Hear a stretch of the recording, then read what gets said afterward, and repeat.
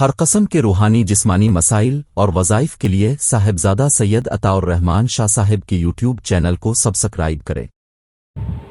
السلام علیکم ورحمۃ اللہ وبرکاتہ۔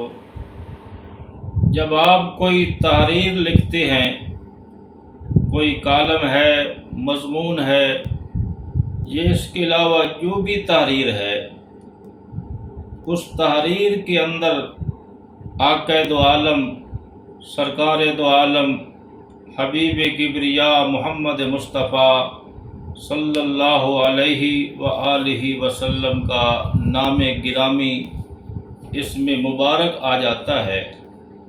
اکثر احباب حضور اور نور کے نام گرامی کے ساتھ صاد کا اشارہ کر دیتے ہیں، جس سے مراد درود پاک ہے کہ صلی اللہ علیہ وآلہ وسلم، اور اس سے صاد کے نشان سے یہی ان کا مقصد ہوتا ہے کہ ہم درود پاک لکھ رہے ہیں۔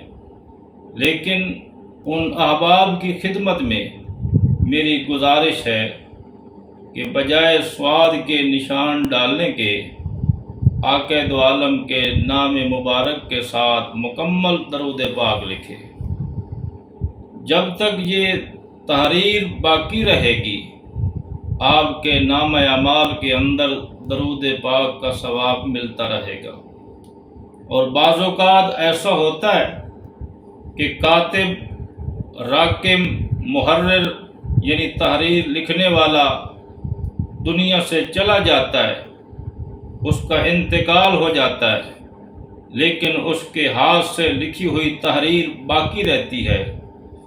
جب تک اس کی تحریر باقی رہے گی، اللہ تعالیٰ اس کو برابر درود پاک پڑھنے کا اور لکھنے کا ثواب عطا کرتے رہیں گے۔ کتنا بڑا انعام ہے اور کتنا بڑا نیکیوں کا ذخیرہ ہے، اجر عظیم ہے۔